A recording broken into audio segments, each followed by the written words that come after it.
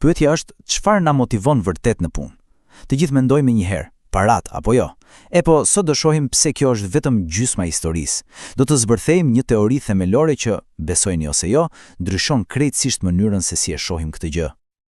Pra, le të nisim duke vënë në dyshim diçka që pothuajse të gjithë e marrim si të mirëqen, miti i madh i pagës. Mendoni pak, merrni një rritje page. Ndjesia është fantastike, apo jo? Për ndoshta disa javë. Por pastaj, çfarë ndodh? Ai entuziazëm fillestar zbehet dhe rrallëherë, shumë rrallëherë, kthehet në atë zjarrin afatgjat që na shtyn përpara. Pse ndodh kjo?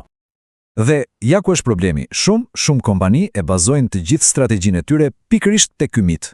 Mendojnë se shpërblimet financiare janë, le të themi, çelësi magjik për performancën. Por e vërteta është se të dhënat, faktet, na tregojnë një histori krejt tjetër. Po pikërisht kjo enigma na çonte puna e një psikologu amerikan, Frederick Herzberg, dhe ajo që ai propozoi ishte thjesht radikale, një ide që do të ndryshonte përgjithmonë lojën e motivimit në vendin e punës. Dhe ja ku vjen zbulimi i tij tronditës. Herzberg zbuloi se gjërat që na bëjnë të ndihemi keq në punë janë krejtësisht të ndryshme nga gjërat që na bëjnë të ndihemi vërtet kënaqur dhe të motivuar. Nuk janë dy anët e së njëjtës medalje. Jo, janë dy gjëra krejtësisht të ndara. Shikojeni pak këtë. Kjo është thelbi i gjithçkaje. Normalisht ne mendojmë se kënaqësia funksionon si një termometër, nga i pakënaqur në të kënaqur, por Herzberg tha, jo, prisni pak. Në fakt ekzistojnë dy shkallë të pavarura. Njëra shkallë shkon nga i pakënaqur në jo i pakënaqur, dhe tjetra shkon nga jo i kënaqur në i kënaqur. Duket e çuditshme, por ka kuptim të plot. Mirë, pra, cilat janë këto dy grupe faktorësh? Herzberg u dha emra specifik, faktorët e higjienës dhe faktorët motivues. Le t'i zbërthejmë. Le të flasim për faktorët e higjienës. Analogjia më e mirë është pikërisht kjo, higjiena personale. Të jesh i pastër nuk të bën të kërcesh nga gëzimi çdo mëngjes apo jo, por mungesa e saj është një problem i madh. Pikërisht kështu funksionojnë edhe këta faktorë në punë.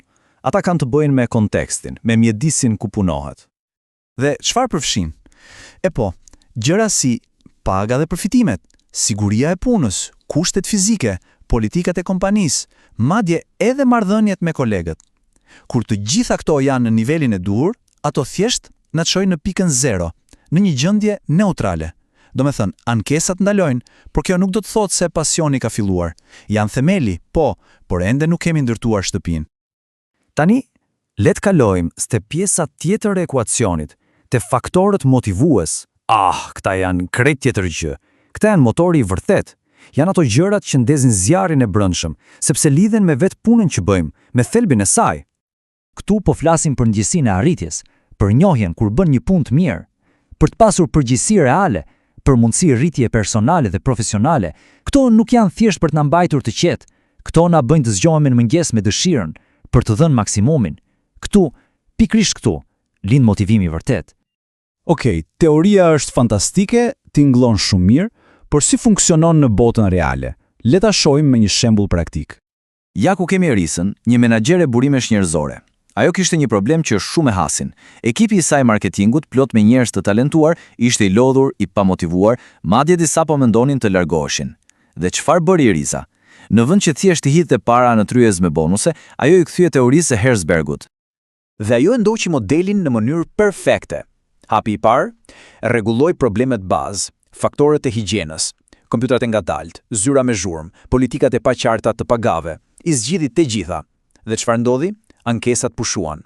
Ekipi arriti në atë pikën 0, gjendje neutrale. Por ajo nuk u ndal aty.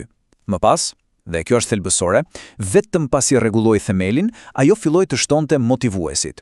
Projekte të reja, sfiduese, një sistem për njohjen e punës së mirë, më shumë autonomi, të gjitha këto për të ndezur sërish atë shkëndijën.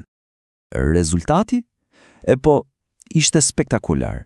Jo thjesht një përmirësim i vogël, produktiviteti u rrit me plot 40% dhe largimet nga puna ranë në mënyrë drastike.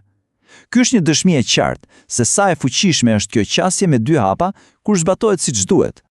Pra, çfarë na mëson historia e Erisës? Na jep një model të qartë, një udhëfyes praktik për të ndërtuar një ekip vërtet të motivuar.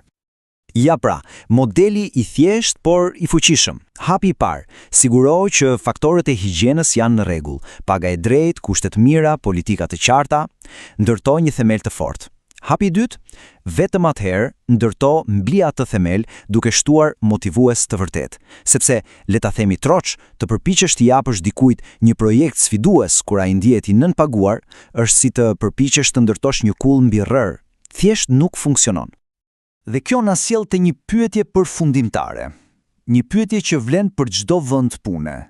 A janë sistemet e vendosura aty thjesht për të shuar zjarret, për të parandaluar ankesat, apo janë ndërtuar me të vërtet për të ndihmuar njerëzit të rriten, të lulëzojnë, të arrijnë potencialin e tyre?